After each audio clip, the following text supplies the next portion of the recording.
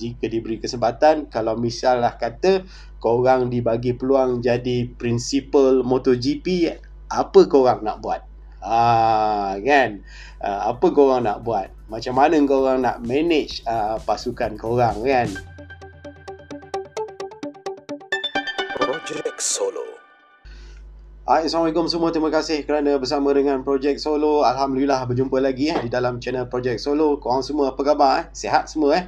Alhamdulillah. Dan hari ini Projek Solo nak sembang-sembang sikit lah dengan korang dengan cerita isu-isu semasa, apa yang berlaku di dalam sukan pemotoran yang berlaku di dalam negara kita yang tercinta ni, di suasana perlumbaan di dalam saingan MotoGP. Apa yang kita dah dengar kan baru-baru ni berkenaan dengan SIC dan Petronas, di mana Petronas sudah pun mengundurkan diri, akan mengundurkan diri pada musim 2022 nanti, dan ada berita yang kita baru dengar di mana SIC dan SRT pun akan berpecah lah, senang kata berpecah, jadi dua entiti yang berbeza, SRT, SIC ya. Jadi sempena dengan isu ini ataupun berita ini, ia akan ada terkesan lah juga kepada pasukan, terutamanya SRT yang akan pergi dengan secara bersendirian, di mana SRT juga bakal membuat penjenamaan lain. Nama SRT tu dijenamakan semula, rebranding untuk SRT selepas ini, yang tiada kemengena dengan Sepang International Circuit lagi dah, kan. Jadi itulah cerita dia. Dan SIC juga dan SRT adalah dua entiti yang berbeza, masing-masing buat haluan masing-masing lah selepas ini. Ini adalah satu kegusaran buat peminat-peminat perlumbaan motosikal, terutamanya di MotoGP, kan. Jadi kita merisaukan bagaimana pelapis-pelapis yang akan datang ke mana hala tuju untuk meneruskan legasi-legasi yang dibawa oleh senior-senior di dalam MotoGP, kan. Jadi hari ni kita nak sembang sikit lah sebenarnya. Kita santai-santai sajalah, kan. Di mana ini nak berkongsi pendapat dengan penonton-penonton Projek Solo lah, kan. Jadi jika diberi kesempatan, kalau misalnya kata korang dibagi peluang jadi principal MotoGP, apa korang nak buat? Kan? Apa korang nak buat? Macam mana korang nak manage pasukan korang, kan? Siapa dia rider-rider yang perlu ada di pasukan korang, kan? Jadi kalau contoh dia lah, kalau Projek Solo sendiri, kita ada nama-nama besar yang sudah bersaing di MotoGP, dan nama-nama yang menyerlah di dalam CEV, kan.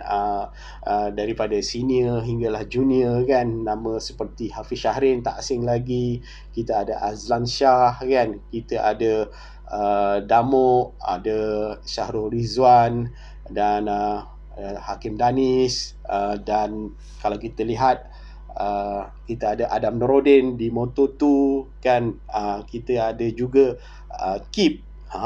Kip ni tak tahu dia pergi mana sekarang, tak tahu apa dia buat sekarang ni. Khairul Idham Pawi, dia harap dia dalam keadaan sihat-sihat ajalah, kan.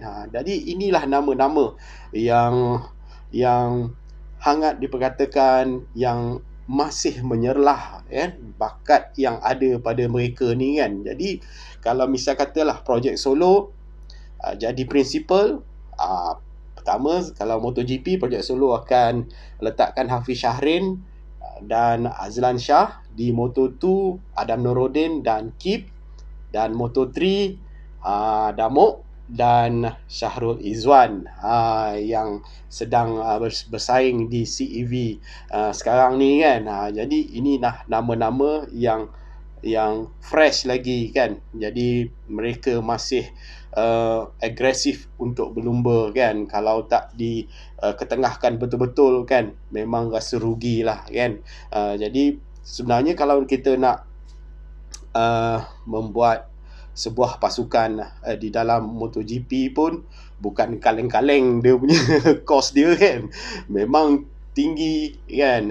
Itulah sebabnya penajaan itu penting di dalam sesebuah pasukan di dalam MotoGP ini kan, yang memerlukan financial yang kuat dan kukuh ya, macam Petronas kan. Jadi kita banyak sebenarnya JLC kat Malaysia ni, tapi taklah semua yang boleh menceburkan penajaan di dalam sukan pemotoran ni kan. Kalau bank pun takkanlah bank nak taja kan, tapi bank pun mesti fikir juga kan apa pulangan yang mereka dapat di dalam penajaan ni kan. Macam kita ada macam Proton, Proton pun boleh sebenarnya untuk menaja kan, kalau tak ada masalah kan. Jadi itulah dia, kita mengharapkan penajaan yang betul-betul kukuh di dalam sesebuah pasukan tu kan. Memang kos dia tinggi kan, memang tinggi kan. Kalau nak tengok motor saja pun kan, dengan harga motor pun bukan kecil-kecil anak punya kan. Jadi ini kan pula dengan motor MotoGP, Moto2, Moto3 kan. Kalau misal katalah SIC mampu membuat pasukan Moto2, Moto3 pun dah kira alhamdulillah lah, tapi pun boleh tahan juga kan kos dia kan. Itu sebabnya kalau kita perlukan dalam sukan ni, kita dah tahulah memang perlukan penajaan yang kuat kan.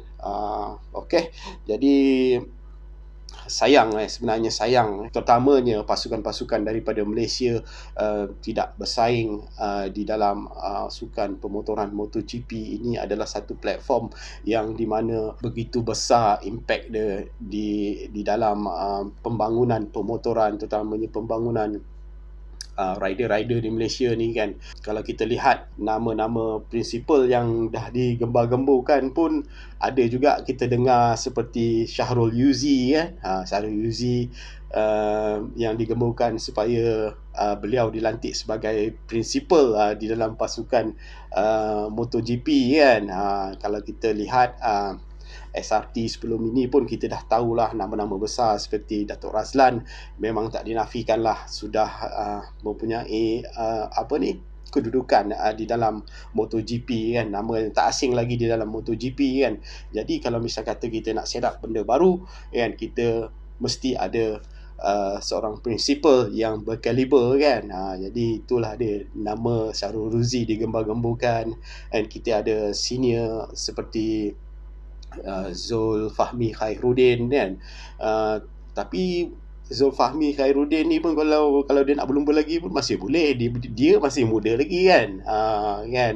Dan ZK Racing ni lah yang sekarang yang membawa rider-rider muda di dalam CEV Repsol sekarang ni di bawah SIC dan SIC sememangnya tidak dinafikanlah sebagai pusat pengeluar pelumba-pelumba ataupun bakat-bakat baru ni kan. Jadi sayanglah kan kalau kita tak ada pasukan di dalam MotoGP.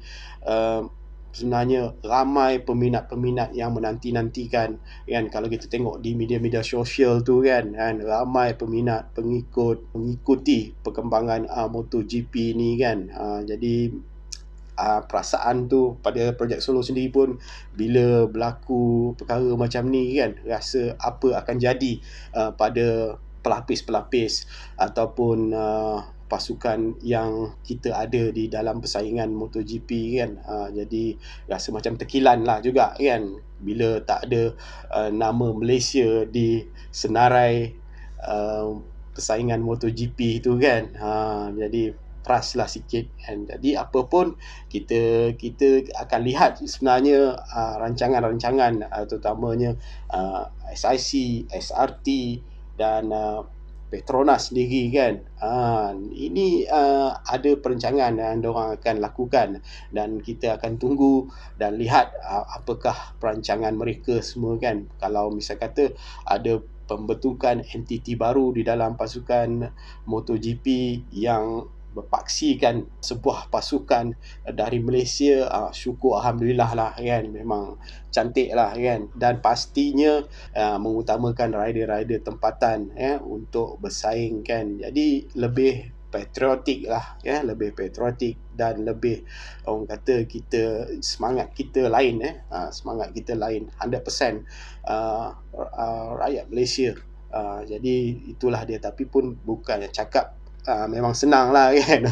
Cakap memang senang tapi itulah hakikatnya yang kita mahukan kan, sebagai peminat ataupun yang mengikuti perkembangan sukan pemotoran MotoGP ni kan. Jadi insyaAllah apa pun kita akan lihat yang terbaik apa yang bakal berlaku nanti, insyaAllah kita akan masih kekal berada di saingan, dan kita doakan sama-sama semoga perjalanan kita berjalan dengan lancar insyaAllah. Dan aku harap video ni dapat memberikan sedikit informasi ya, dan kalau korang ada idea ataupun cadangan-cadangan yang kita boleh sembang-sembang boleh tulis dekat ruangan komen, dan kita boleh sembang-sembang lah sembang santai saja dan itulah yang Projek Solo harapkan. Dan insyaAllah kita akan jumpa lagi di video-video akan datang. Dan kawan-kawan yang baru masuk ke channel Projek Solo, yang belum subscribe, boleh subscribe, tekan loceng untuk dapatkan notifikasi video-video terkini Projek Solo. Dan insyaAllah kita jumpa lagi. Assalamualaikum. Bye-bye. Projek Solo.